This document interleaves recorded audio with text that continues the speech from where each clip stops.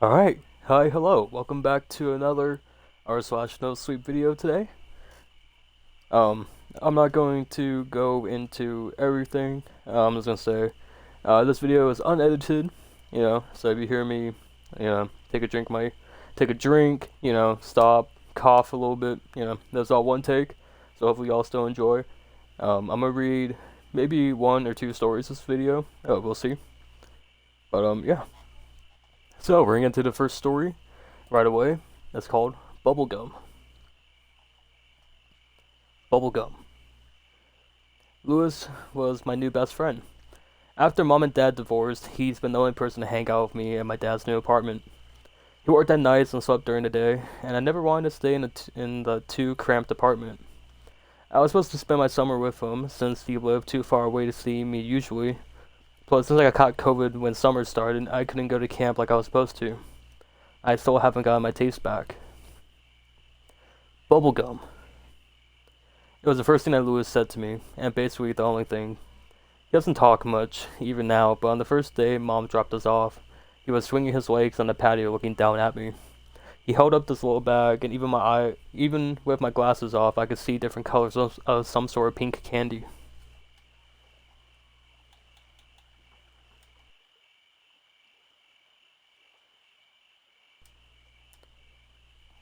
We hung out every day since. He doesn't talk much, usually he nods or shakes his head, or shrugs on more complicated things. He points. That's fine. I talk a lot, filling the air, and doesn't seem like he minds. Bubblegum? I had politely declined the day we first met. But every day since, we spend most of the time talking or exploring, playing a game in my house or walking, and chewing bubblegum. It was his favorite. It took a while, but I figured it was homemade early on. He carried it in a Ziploc bag. It came in different shapes and sometimes even different shades of pink. He only lives with his mom, and she is often gone, so we spend time in his home playing with his things.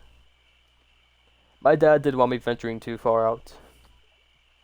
A lot of animals and people seem to go missing here, and he was always worried about the two of us getting into trouble out there. Today was no different. Slumped against his couch as we played some video games, chewing bubblegum, and in all honesty, I didn't like it at first. It was tough and chewy in a way that I couldn't bite all the way through. But I could chew it for a while, and sometimes his mom made it fresh, and it was wet and slimy, and every time she dried it with heat a bit too much, I could crunch through it. I actually like it burnt. Sometimes Louis would go through all his cabinets and we will mix things with the gum. Like marinating. That was best when it was dried. I held out my hand expectantly towards Louis, swallowing my piece. I used to throw out the pieces or swallow immediately to get rid of them sometimes funky taste, but it's been weeks and I come around to it. I glanced to Louis and he held up his hands and shrugged, with an empty bag beside him. I guess there isn't any more. Oh. Louis stood up, motioning for me to follow as he tapped the bag. We're getting more. I didn't know he kept another stash. I followed him past the kitchen, down the hallway, and then into his mom's room, surprisingly. It was a weird place to keep food. There, he walked into a closet and pulled down the attic stairs. I didn't even know we had any. Climbing up, there was this god-awful stench I couldn't get used to, and it was cold, really cold.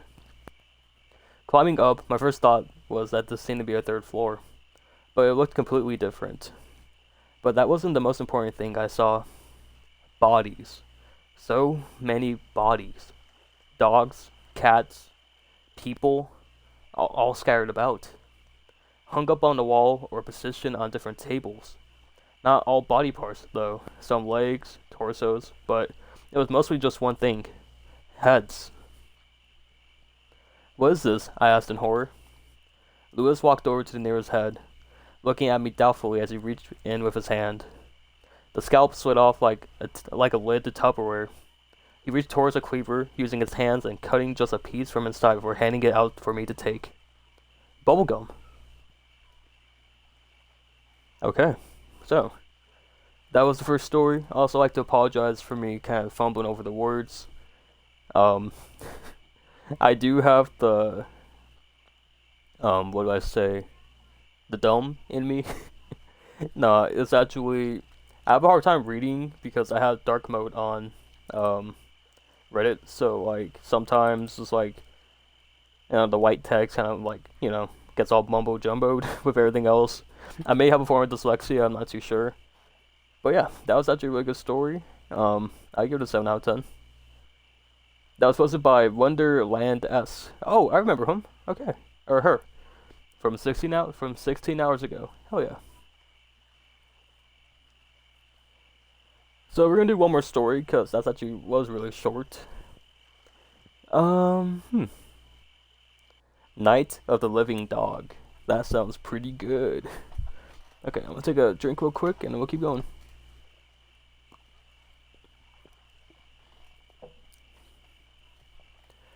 Okay, so Night of the Living Dog. Posted 1 day ago by Vince Font 101. We buried Boomer on Friday morning, and on Saturday night, he came back. I was in bed when I heard the pawing at the back door, just like Boomer always did when he was cold and wanted in. I thought at first that it could be one of the neighbor's dog, or maybe even a raccoon. 2 years ago, Hilly Morton caught one rifling through his kitchen cabinets in the middle of the night. And, with the winters as bad as they get, it wasn't impossible to think that such a critter would brave the presence of humans in search of a warmer place to sleep. But there was no way I was getting up to check. Around here, bad things happen after dark. And after a few minutes later, I heard it again. It was the scratching. More insistent this time, like the hoarse whisper of an angry ghost trying to be heard. And I'll be damned if I didn't catch myself wondering in those moments before the strangeness found its way into my home. The whole ordeal of Boomer's death was only a bad dream. The sickness has come on suddenly. 12 hours before we put him in the ground, Boomer was a healthy 4-year-old lab with a sheen so bright his jet black coat that when the sun caught it right, it looked like it was a blue dye job. And by the end of the day, his coat had turned to a flat and dull and old as a rug. I always given Boomer the run of the property. In turn, he never strayed too far, and came when called without fail. On this occasion, however, we hadn't seen him all day, and I had to shout long and hard from the edge of the yard where the woods begin. When he finally did come, he emerged from the woods at a slow, labored walk. Although he had suffered no apparent injuries, I knew right away that something was seriously wrong. It wasn't poisoning, and Boomer wasn't the kind of animal to eat something that he shouldn't have. He had a better sense than that, better sense than most humans. So, I nursed him as best I could, and let him sleep at the foot of my bed and watched him all night. When the sun rose in the morning, he was still. Dirt kicked nails against the back door again, dead fingers on the schoolhouse chalkboard. Harlan, my youngest, came and stood in my bedroom doorway. "Boomer's on the back porch," he said. "He's covered in mud and smells funny." I grunted a reply, not from the lack of concern, more from lack of knowing what to say. Dead dogs don't come back to life. But ever since the events out by the Sanchez ranch last month, strange things have been happening in these parts. It all started with the lights, inexplicable flashes in the autumn sky that weren't exactly lightning and certainly weren't of man-made origin. Many in the town saw them. Some 200 people in all, most of them from good enough range of reputation to assure that they weren't making things up. Bud Mapleton, a retired pilot and next best thing to a weatherman we have, put it off as a natural phenomena, like the northern lights, he said, or swamp gas. He attached that final touch that it will help his theory hold water. Even though there weren't as many swamps around here, and the only gas worth worrying about is his own. Regardless, people bought into the explanation. Even Dak Sanchez wasn't convinced of anything supernatural was going on. But that night, he called the sheriff to report strange people walking around his cow pasture in the middle of the night. I think old Dak might have become a believer. The mystery people, which Dak claimed he never got a close look at, were all gone by the time the sheriff arrived. Vanished like a puff of smoke. A fact that might have placed Dak's claims in the territory of straight trickery, and not for the countless footprints left tramped in the muddy field. Prints that bloomed outward and spiraled from the center of the pasture and abruptly stopped, as if their creators had vanished, or flown up and away. For about a week afterward, it was all anyone in the town seemed capable of talking about. Then, eventually, as they often do, things settled down, and people, as they always do, began focusing again on things they felt more worthy of their attention: the bills, gossip, and TV. Then came the reawakening smack. Scattered reports of odd rumblings from the north, out past where the flatlands meets the hills, coupled with complaints of resonating hum so deep in pitch that most people swore they could feel it vibrating in their guts.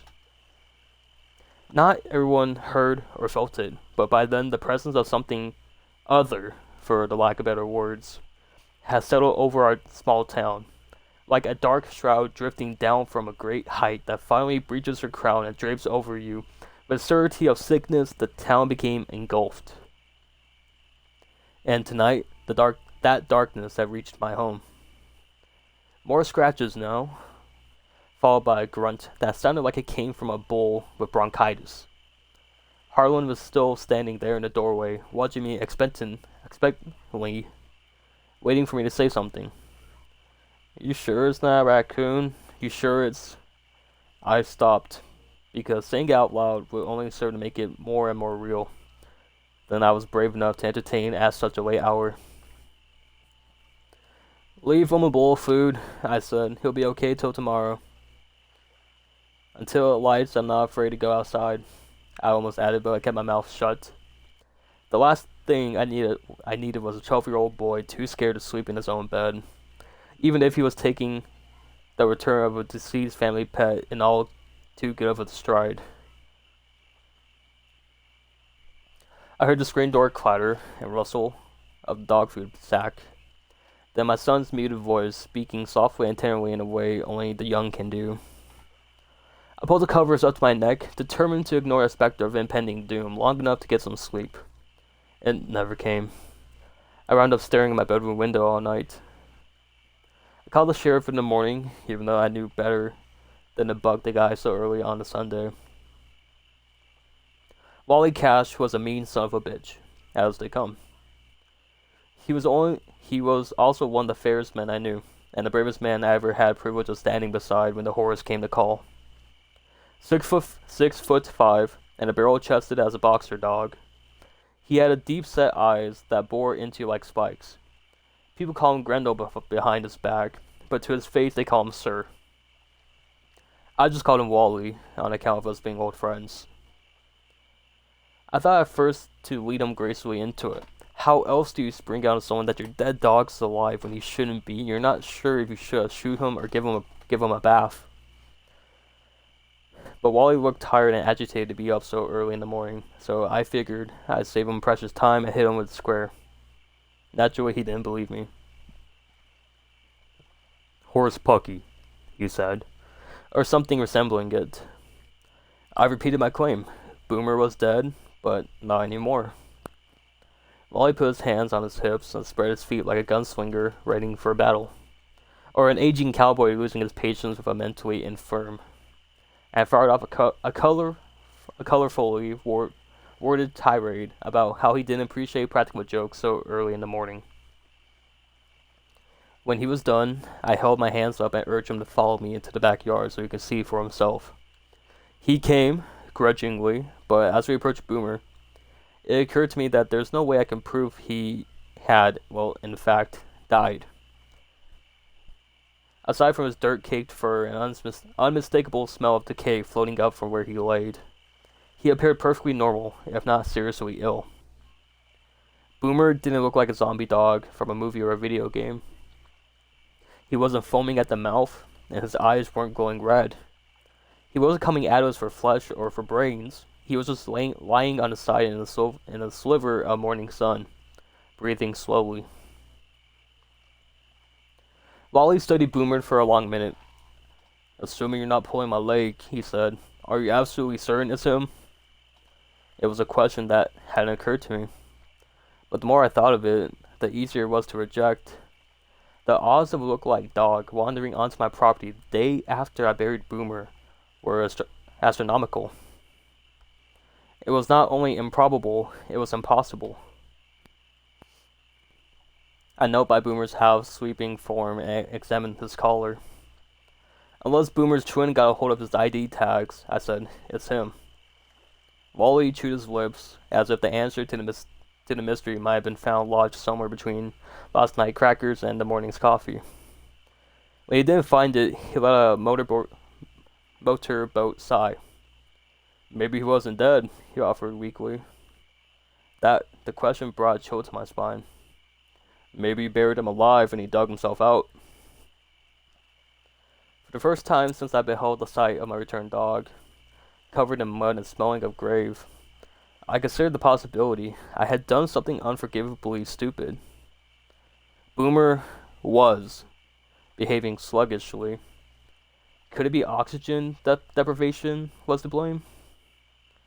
If that proved to be the case, I vowed to throw myself at the mercy of the ASPCA. My shoulders sank, and a smile began to light across Wally's face. It was the same smile he always gave whenever he beat me at poker or checkers. He loved to win. More than that, he loved to be right. I wanted desperately to prove him wrong, yet if I did, where would that leave me? The owner of an undead dog. "We need to get this pooch to the vet," Wally said. "Let's go. I'll drive." I reminded him it was Sunday, and the vet was probably closed, but Wally wouldn't hear of it. He pulled out his beat but trusty flip phone. "Leave it to me. Doc Fisher owes me a favor." Carl Fisher was the only vet within 100 miles. This pretty much made him the only vet in the world as far as anyone in town was concerned. It also meant he was an extremely busy man who prized his days off, but Wally Cash was a persuasive fellow. The doc agreed to meet us in his office. When we arrived, he ushered us inside.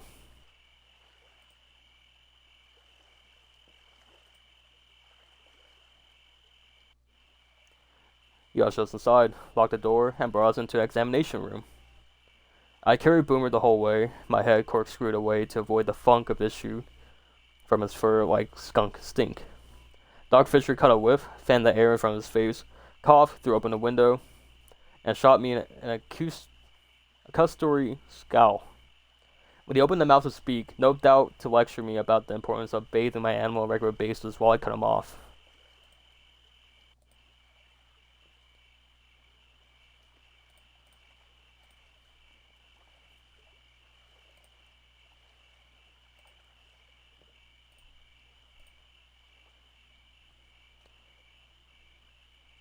"It's not like that, Doc. Evidently, Earl buried his dog alive. We think he might have came out of it a little touched in the head. The dog, that is. Earl's always been slow." I ignored it.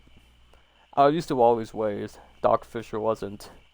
He shook his head disapprovingly and turned his attention to Boomer. He checked his gums for signs of dehydration. He checked his eyes. He checked every orifice. He checked the pulse and temperature. Both were there, but only faintly.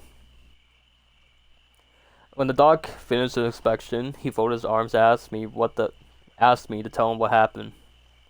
As I did, his eyes grew wide with disbelief, and when I finished, he looked at Wally for confirmation, who simply shrugged as if to say, "I'm sticking with the buried alive theory." "I can't see anything obviously wrong with Boomer," Doc Fisher said, "but I'm giving him an antibiotic booster, and I like to run some blood work." He rattled off a list of maladies, or maladies? MALADIES. Maladies. Fuck it. He will have Boomer checked for none of which I could spell if I tried, and uncovering the possibility of having been recently deceased and inexplicably reanimated. I decided to take what I could get. It was the guy's day off, after all. Boomer sat slumped and statue still as the doc gave him a shot, drew a vial of blood, and dressed him with adhesive. The old Boomer would have never been held down for such a procedure, but the wrung out wrench before his demon lifted his head. It was an observation that only served to increase my worry. In the space of a few hours, Boomer had gone from slow to stop, and I feared the next stage could be death, but it was possible for once a dead dog to die again. Doc Fisher told us to wait while he went to the next room to have a cursory look at the blood under his microscope. Within seconds, he returned. His face was pale, and his eyes swam in a state of confusion. He said something about Boomer's blood not looking normal. I took it to mean he found the presence of cancer cells on cancer cells or some sort of parasite. But when I asked for specifics, he only directed us to take a look for ourselves. I'm no doctor. Hell, I haven't even seen many people play them on TV. Still, I could tell something was very wrong. The blood on the slide looked black and congealed, and had what I say can only describe as an oily appearance. This wasn't blood of a healthy animal. It didn't even look like blood at all. You still think it's brain damage? I said to Wally, but he didn't reply. I asked the doc what the hell could cause something like that, and what we were even looking at, and he said he had no clue. I'm not the blood expert, he said, but I think folks in the lab upstate would definitely have more to say. I'll send it in the morning and let you know as soon as I hear back. Doc Fisher cast a glance over his shoulder in the direction of the examination room, where my formerly dead dog waited in unearthly patience, a sort of living, barely breathing, riddled with no promise of solution. In the meantime, keep an eye on him. And call if it gets worse, Willie said. A drop of sarcasm danced on his tongue, but his tone was all dread and foreboding. I thought he was finally starting to believe. That night, I had Boomer sleep on the back porch again. He smelled so bad that sharing a roof with him was unthinkable. It was freezing out, so I set the patio space heater to bake and had my toys to build him a comfortable nest with old pillows and bedding. When he lay down, he immediately went to sleep. I tossed and turned for hours in my own bed, wondering if it was possible for a dog to conceive of his own mortality. I hoped not. Somewhere between morbid contemplations of death and what lay beyond, I must have dozed off. I was awakened at 3:30 in the morning. The tail end of a bone-chilling howl hung in the air. I jumped and threw my legs onto the floor, and I could hear Elvis, my oldest son, shouting outside. And then our howl, rising this time from somewhere much closer, somewhere uncomfortably near, extending up and out over the dense woods beyond our property. It was Boomer, a fact that I would never have guessed if not for my son's voice. Calm down, Boomer, be quiet, trying in vain to make the screaming stop. I had never heard such an ungodly sound come from a dog, and for the briefest moment I wished I'd been able to latch on to Wally's suggestion that the animal who returned was not Boomer but something other. Believing so would have made things so much less complicated. When I came outside, Elvis and Harlan were standing at the edge of the porch, watching Boomer. He had moved across the lawn, his tail low, his neck extended, staring into the woods. Every few seconds, he let out a loose, blood-curdling wail. He seemed to be trying to keep something away, something big, something beyond his ability to defend against. Sick as he was braver being than I am. And the realization shamed me. I went back into my house and got my rifle and sent the boys inside. Then I took my place beside Boomer. I shouted into the darkness with as deep as a mean voice as I could fake. Startled, Boomer snapped his head in my direction. The look within his wild and frenzied eyes caused my heart to skip a beat. He was terrified. When he turned his attention back to the trees, his feet began to dance urgently, and I knew he sensed something drawing closer. I aimed my rifle at the tree tops and fired once. The crack of the shot unfurled like a bullwhip, the sonic equivalent of a bright light cast into a pitch black. When the roar receded, Boomer fell silent. Satisfied, he returned to the porch and fell promptly back to sleep. Whatever had been out there was apparently gone. It did not return that night. It wasn't until a day later that I noticed Boomer wasn't eating. The bowl of food we set out on his return from the grave remained untouched. And I figured, at this rate, it was only a matter of time before he starved. He was still breathing, and he was still keeping a watchful eye on the woods around the house, but aside from that, he did nothing. He didn't even go to the bathroom. There had been no further howling episodes, but I didn't know if that was the result of us having frightening something off or Boomer being too weak to raise his voice. By that time, Doc Fisher called to tell me the blood work had yielded inconclusive results.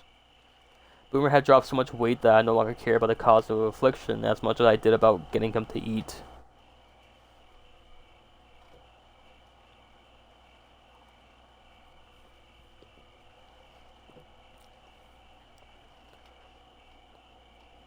When I asked Doc Fisher what I could do, he had no recommendation,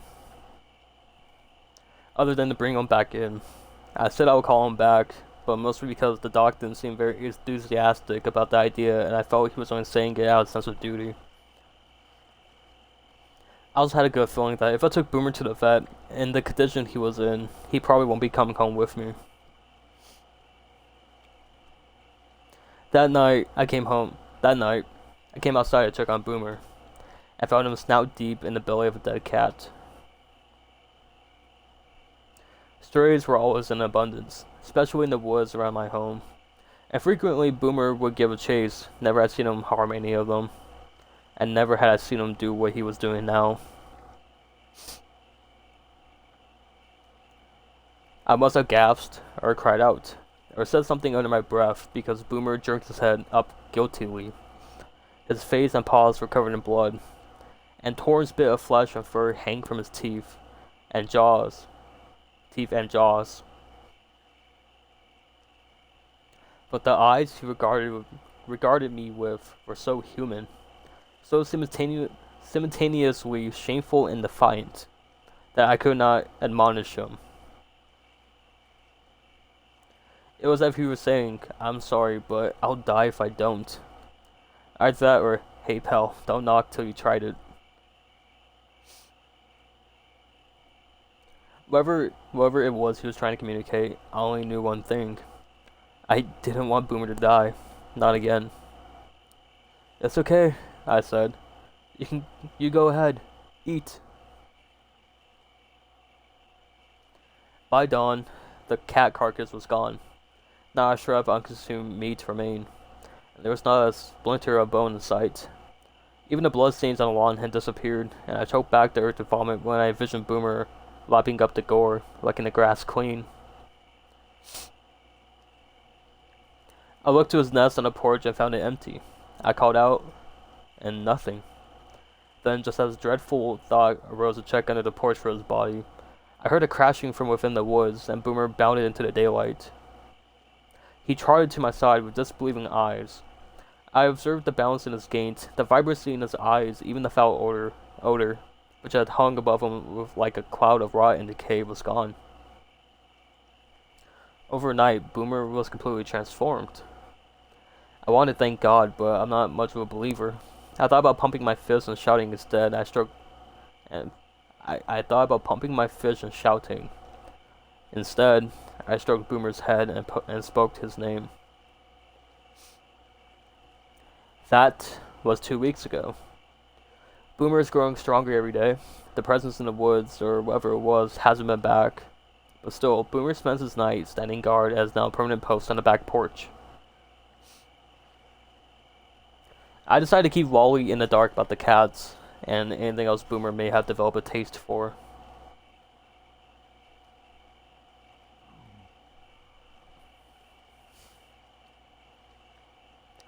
There are some things Wally doesn't need to be made aware of, and I get the feeling bringing him into the loop might put him between a rock and a hard place. Torn between his loyalty to an old friend and his sworn duty to uphold the law by putting a stop to unwarranted killings, feline or otherwise. I have no way of knowing how many animals boomers have fed from, and I probably wouldn't want to know. One a day? 5? 20? Is there a numerical threshold that has to be reached before killing for survival becomes gratuitous slaughter? Is this a case of nature running its course, or something wholly unnatural running rampant? I don't know. Next time Wally asks about Boomer, I will tell him what I said from the start. He's much better now, thanks. But I wonder how long I can keep the truth a secret. Just as I wonder how long the supply of stray cats, squirrels, and raccoons will last before Boomer starts seeking out new forms of nourishment. A few minutes ago, I caught Boomer staring at me. He's been doing that a lot lately, and I can't deny it's starting to make me feel uneasy. Sometimes it's the faint hint of awareness I see in his eyes, like he's trying somehow to understand me. That puts me off ease. Other times, it's barely perceptible parting of his jaws that make me wonder if he's fantasizing about eating me. But then I say his name and reminds him he's a good boy, and he wags his tail and goes about his business.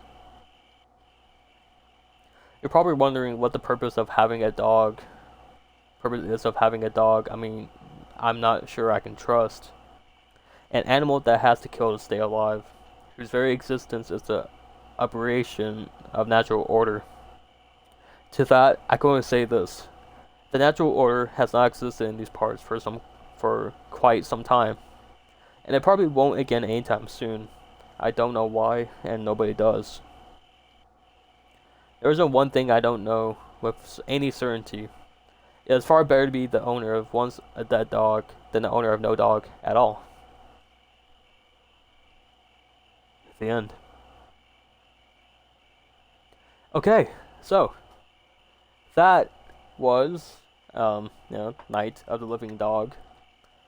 Okay, well, since then the story now, I want to say, sorry for me, also kind of fumbling my words and all that stuff. I do this one take, and I have a hard time.